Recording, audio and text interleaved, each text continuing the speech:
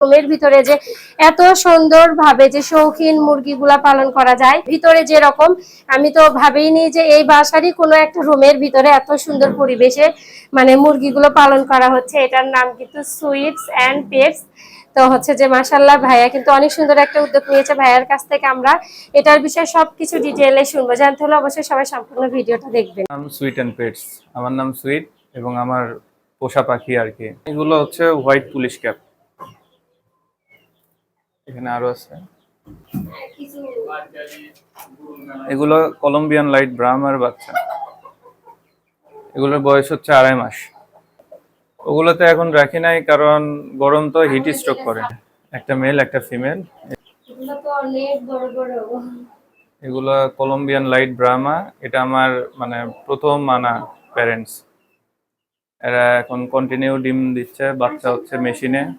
হচ্ছে যে ডিমটা দিচ্ছে, এই ডিম থেকে যে বাচ্চাটা হয়েছে ওই বাচ্চাটাই কি সেই বাচ্চা? হ্যাঁ, আমি নিজেই ডিম ফুটানোর মেশিন তৈরি করি। আমার নিজের বানানো মেশিনে এদের ডিম ফুটানো হচ্ছে। এখানে আমি 2টা মেশিন এখন ব্যবহার করতেছি, 2টা একই কন্ট্রোলার দিয়ে। যেটা দেখতেছেন ওটা প্রথমে তৈরি করছিলাম, পরে এটা পরবর্তীতে প্রয়োজনের তাগিদে আবার করা। এটা আমি নিজেই তৈরি করি। কাঁচামালগুলো ঢাকা থেকে নিয়ে এসে এগুলো বাসায় আমি অ্যাসেম্বল করি। এখানে ডিম আসলে যে রেখেছেন এটা আসলে কতদিন সময় লাগবে? এগুলো 18 থেকে 21 দিন সময় লাগে। ডিম ডিম হ্যাচিং হয়ে বাচ্চা বের হবে পর্যন্ত তাও 8 থেকে 10 বারের মতো ডিম থেকে বাচ্চা তাহলে বের আপনি হবে। ডিম থেকে বাচ্চা ফোটানোর যে প্রসেসিংটা নিজে আইডিয়া থেকে সবকিছু করেছেন এবং আপনি ইনশাআল্লাহ সাকসেস হয়েছেন এটাতে। হ্যাঁ, আলহামদুলিল্লাহ, আল্লাহর অশেষ রহমত। আল্লাহর রহমতে আমার মেশিনের হ্যাচিং রেট হচ্ছে 98%। পাশেও সেম একই হ্যাঁ, ভাবে এটাও করেছে। এটাতে হাঁসের ডিম দেওয়া আছে। এখান থেকে আপনার গত 10 দিন আগে কিছু বাচ্চা বের করছি, যার কারণে ডিমের খোসা প্লাস নোংরা হয়ে আছে, এটা পরিষ্কার করার সুযোগ হয়নি আর কি। দিনে 3 থেকে 4 বার মিনিমাম এটা এইভাবে এইভাবে আপনার দিয়ে দেয়, কেউ একদম ইয়ে করে দেয়। কি নরমালি হাঁসের ডিম? এটা হ্যাঁ, নরমাল হাঁসের ডিম। তো এটা এর আগে আপনি হাঁসেরও মানে বাচ্চা ফোটানো হয়েছে তাহলে? এর আগে আমি হাঁসের বাচ্চা ফুটাই নাই, যার কারণে নরমাল হাঁসের ডিম দিছি। আমার ইচ্ছা আছে রাজহাঁস, তারপরে কিছু চীনা হাঁস আছে, বালি হাঁস তো করা যাবে না, ওটা সরকার নিষেধ করছে। এই হাঁসের ডিমগুলো ফুটানো। মানে আপনি প্রথমত এই হাঁসের মানে দেশি হাঁসের ডিম দিয়ে ট্রাই মানে করতেছেন হ্যাঁ যে আসলে কতটুকু। হ্যাঁ, আগেই দামিতে না হ্যাঁ, দিয়ে হ্যাঁ, কম তা দামি তো দিয়ে অবশ্যই। ততখানি তো এক্সপিরিয়েন্স নেওয়া ইনশাআল্লাহ যায়। আমরা সবাই দোয়া রাখি আপনি এই এক্সপেরিমেন্টের জন্য সাকসেস হন। ইনশাল্লাহ। এগুলো বাপ পুলিশ ক্যাপ। এগুলোর বয়স 1.5 মাস। এগুলো ঢাকা টাঙ্গাইল থেকে আনা। এগুলো হচ্ছে যে এক একটা প্রায় 2000-2500 টাকা পিস। তখন তো আরো অনেক ছোট ছিল আরো নাকি? ছোট ছিল। গত শুক্রবারে একটা মারা গেছে, সরি শনিবারে একটা মারা গেছে, হিট স্ট্রোক করছিল।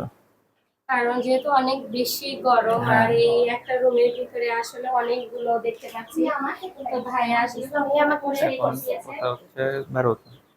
আর যে গরমের ভিতরে আসলে এরকম হওয়াটাই স্বাভাবিক এবং এটার ভিতরেও কিন্তু দেখা যাচ্ছে যে 4টা বেবি আছে। এটাও কি আপনার হচ্ছে যে ওখান থেকে ফুটানো? হ্যাঁ, ওগুলার বড় 2টার বয়স 15 দিন, ছোট 2টার বয়স অনলি 5 দিন। দেখতে পাচ্ছি একটু হাত দিলাম। হ্যাঁ, হ্যাঁ দেন, এটা সমস্যা। যেটা দেখতে পাচ্ছি এটার মধ্যে মেবি 2টা কুসুম 2টা আছে। কুসুম, হ্যাঁ। 2টা কুসুম হওয়ার কারণে ভ্রূণটা জমে নাই, ডিমটা জমে নাই। এখান থেকে এদিকে সব কলম্বিয়ান লাইট ব্রাহ্মার, আর এগুলো হচ্ছে পুলিশ ক্যাপের ডিম। যে এই সাদা যেটা এটা তো মনে হচ্ছে আলাদা। না, ওটাও পুলিশ ক্যাপেরই ডিম। কালারটা চেঞ্জ আছে। যে ক্যাপটা উপরে যে টুপরটা থাকে, সাদাটার টুপর একটু বড় আর ঘিয়াটার টুপর একটু ছোট। এটা আমার পুলিশ ক্যাপ, এটা মেল। ওদের যে ঝুঁকিটা এটাই কিন্তু অনেক বেশি সুন্দর লাগতেছে। এর চাইতে ফিমেলেরটা আরো সুন্দর। এটা কলম্বিয়ান লাইট ব্রাহ্মা। এটা আমি আর কি প্রস্তুত করতেছি নতুন প্যারেন্টস হিসেবে। এদের বয়স হচ্ছে 5 মাস। এটা 6 মাস বয়স থেকে ডিম দেওয়া শুরু করে। 6 মাস। অনেক সময় এটা দেখা যাচ্ছে 7 মাসে 8 মাসেও ডিম দেয় না। এটা পরিবেশ প্লাস খাবারের উপরে ডিপেন্ডেবল। আমার এখানে আলহামদুলিল্লাহ যতগুলা ব্রিড দেখছেন সবগুলাই আলহামদুলিল্লাহ 6 মাসের মধ্যেই ডিমে আসে। আমি মূলত এখানে কাহালুতে জামাই মেলাতে বেড়াতে আসছিলাম। তো এখানে সুমাইয়া স্বর্ণা আপুর বাসা আমাদের ইনভাইট ছিল। এখানে এসে দেখি ভাইয়ার মানে অনেক সুন্দরভাবে বিভিন্ন প্রকৃতির আসলে হচ্ছে মুরগি পালন করতেছিল। তো ভাইয়ার কাছে আসলে মানে তার উদ্যোগটা আমার অনেক বেশি ভালো লেগেছে। তো তার কাছে আমরা শুনবো আসলে এই উদ্যোগটা নেওয়ার পিছনে তার কারণটা কি বা কতদিন হচ্ছে কাজটা করতেছে। ইনি কিন্তু এখানে আসলে নিজেই ডিম থেকে নিজে আসলে মেশিন তৈরি করে এখানে প্রসেসিং করে আসলে ডিম থেকে বাচ্চাটাও হচ্ছে। তো সবকিছু ভাইয়ার কাছ থেকে আমরা এখন একটু শুনবো। আসসালামু আলাইকুম, আমি আবু নাসের সুইট। আমি কাজ করতেছি বিভিন্ন জাতের শৌখিন যে মুরগি আছে সেই মুরগিগুলো নিয়ে। আমি 2016 সাল থেকে পাখি পালতাম, কবুতর পালতাম। আমার কাছে বাজিগারের প্রায় 150 জোড়া পাখি ছিল। তো করোনা শেষে আমার পাখিগুলো চুরি হয়ে যায়, তারপরে এগুলো সব বাদ দিই। কিন্তু মনের কোনো এক কোণে এই শৌখিনতা একটা ছিলই। তো তারপরে গত 8 মাস আগে থেকে আমি শুরু করি এই শৌখিন মুরগি নিয়ে, এবং কাজ করতেছি। দোয়া রাখবেন সবাই যাতে করে আল্লাহ আমাকে একটু সফলতা দেখায়। তো আমি গত 7 থেকে 8 মাস আগে এই শৌখিন মুরগি নিয়ে কাজ শুরু করি, এবং কাজ শুরু করার পরে দেখলাম যে এদের বাচ্চারা অনেক মুরগি আছে যারা নিজেরা ডিম ফুটাতে পারে না।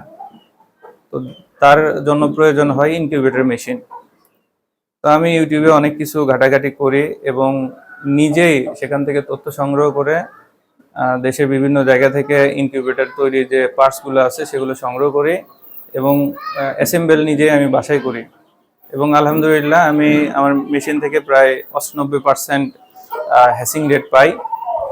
এবং এরপরে আমি এই মেশিনগুলো অনলাইনে সেল করা শুরু করি, এবং আমি আমার খামারের নাম দিয়েছি সুইট অ্যান্ড পেটস, এবং এই নামে আর কি আমাকে সবাই চেনে। এই সেক্টরটা খুব ভালো। শৌখিন লোক যারা আছে, আপনার শৌখিনতার যে শখটা আছে শখটা পূরণ করতে পারবেন। প্লাস আমাদের দেশে বেকার সমস্যাটা সবচেয়ে বেশি। তো বেকার যুবকরা বসে না থেকে যদি এই সেক্টর নিয়ে কাজ করে, আসলে পশু পাখির মধ্যে যখন থাকবেন তখন আপনার মনের যে তৃপ্তিটা, এটা অন্যরকম একটা ফিল আসে। আপনার একটা বাচ্চা যখন নিয়ে আসেন, নিয়ে এসে সেটাকে বড় লালন পালন করে বড় করলেন, যেদিন ডিম দেবে প্রথম ডিমটা তোলার এক্সপিরিয়েন্স যেটা, সেটা বলে বোঝানোর মতো না। তো আসলে এদের সাথে থাকলে অনেক ভালো লাগে। তো যেটা বলতেছিলাম, বেকার যারা আছে তারা ইচ্ছা করলে এই শৌখিন জগতে আপনারা পা দিতে পারেন, বা এই মুরগিগুলোকে লালন পালন করতে পারেন। এগুলার বর্তমানে বাজার রেট অনেক হাই।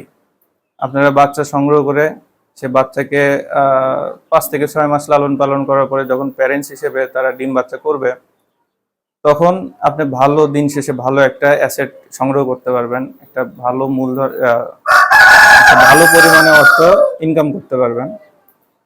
তো যদি কারো বাচ্চা লাগে বা কোনো পরামর্শের প্রয়োজন হয়, আপনারা যে কোনো সময় আমার সাথে যোগাযোগ করতে পারেন। ইনশাল্লাহ আমি আমার এতদিনের অভিজ্ঞতা থেকে আপনাদেরকে হেল্প করার চেষ্টা করব।